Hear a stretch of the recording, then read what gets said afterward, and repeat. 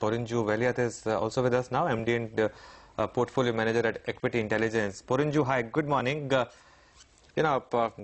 through your Twitter timeline, you always maintained that Brexit was a great buying opportunity. We'll talk about your stock ideas, but first a word on the overall market setup. Do you see new highs at some point this year?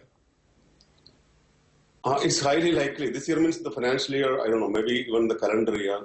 Markets, Indian markets will go on having new highs year after year. That is the structure, the basic structure of our markets and economy. If it doesn't happen, even your channel has to close down. So that is the inflection point the country is going through and the economy is going through. And markets have to take part in that, So that is always the big picture I have been talking. And perhaps that is why I have been, as a complaint, I always talk bullish in the market. It's just because that is the truth.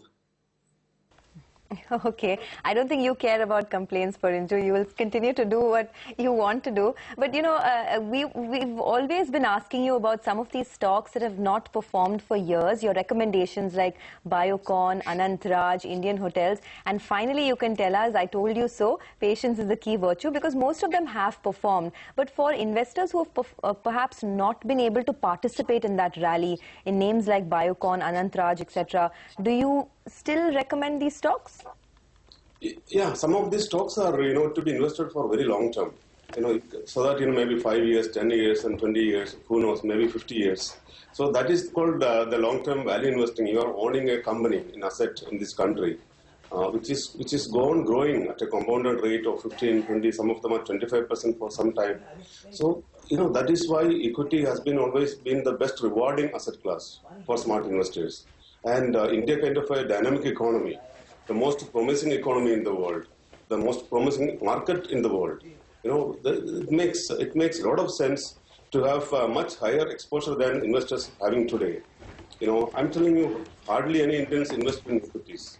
And what you see, the kind of AUM, what we have been talking about, it's only, the tip of an iceberg, potentially.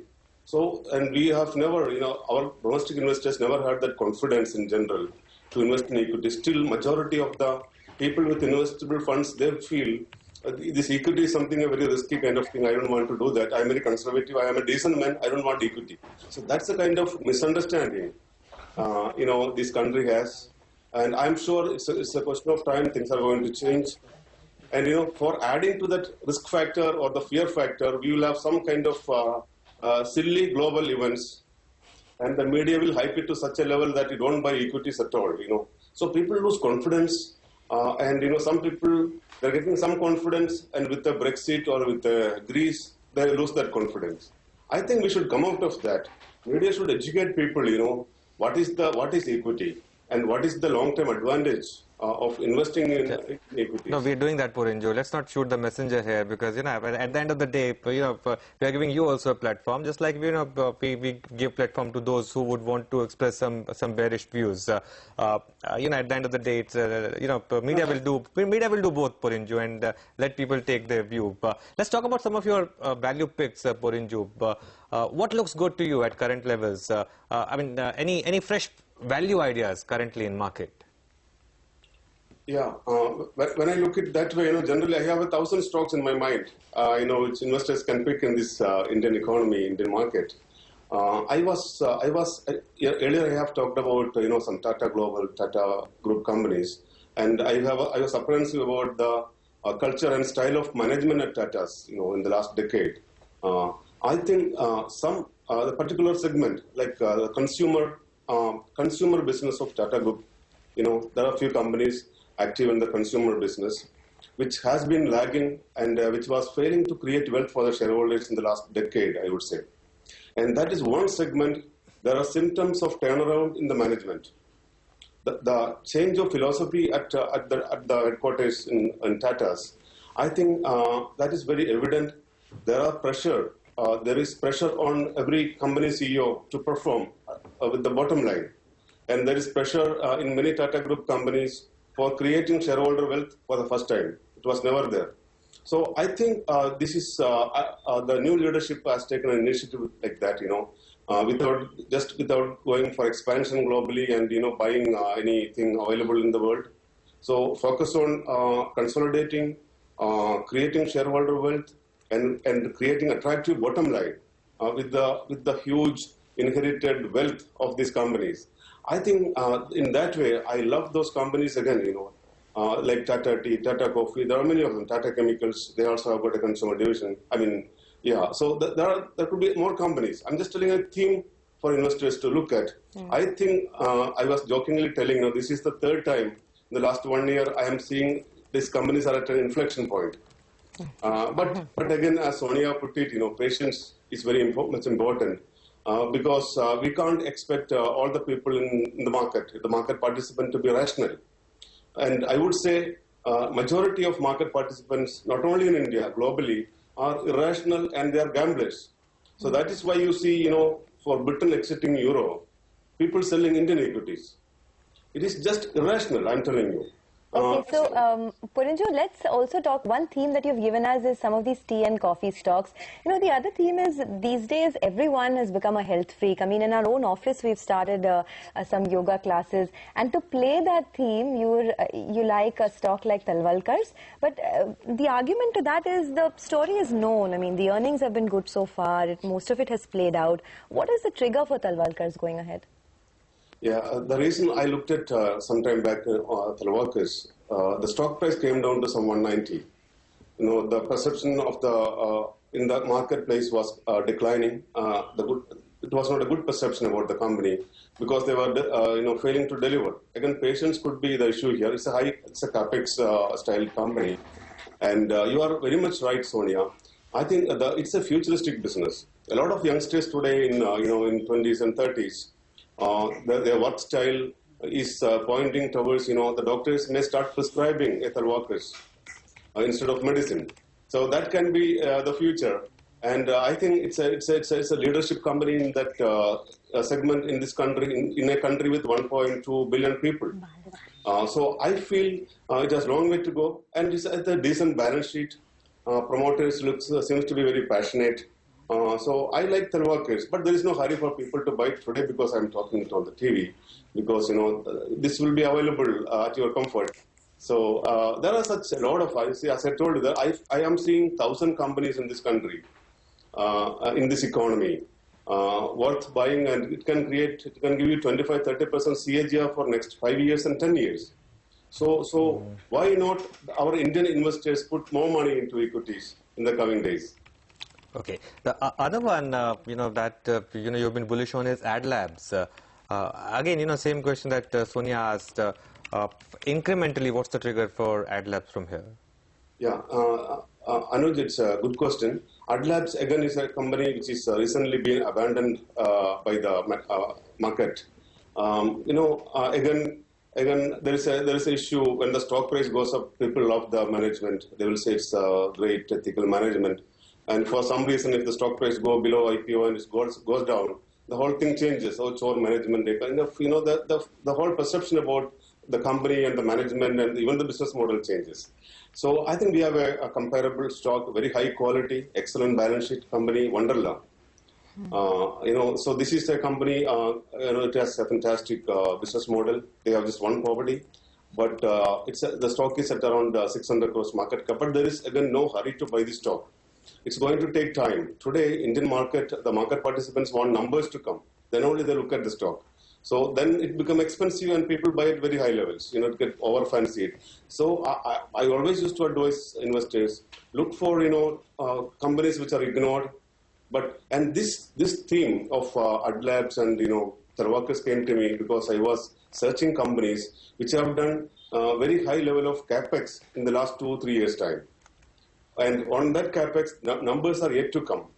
So this is a theme, not only these two companies. I'm telling you can identify at least 30-40 very good companies, especially in the mid-cap, where these companies have done very good market cap, very good capex.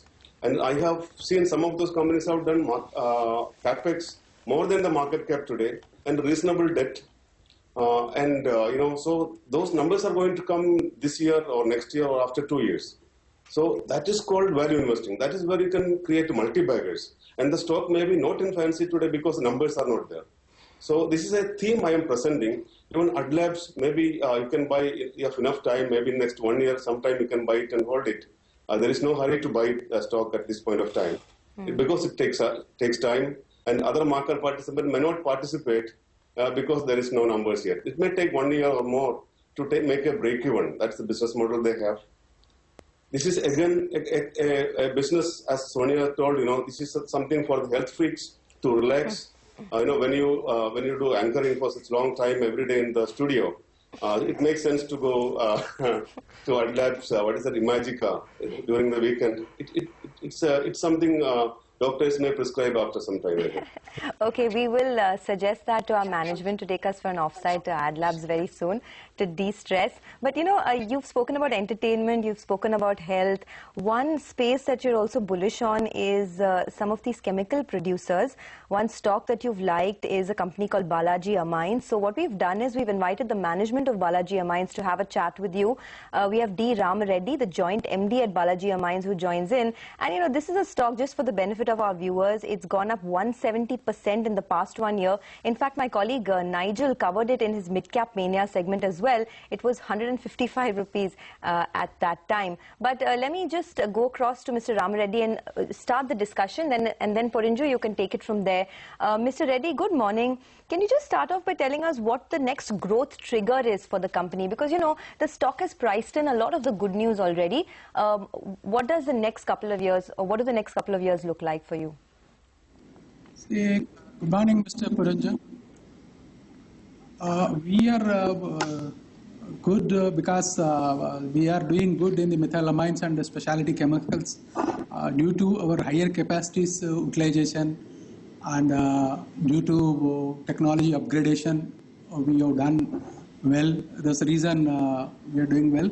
And down the line, the new product like acetonitrile is coming in this year with 10,000 tons capacity.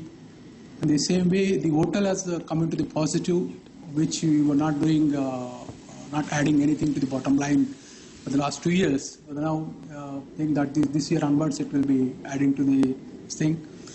And since the debt is coming down, probably we may think of some new products in the coming years. We have almost 5 to 10 products in the R&D level, which I cannot disclose right now. But maybe next year onwards, once we come to a comfortable level of this debts, yes, we may go for the new expansions.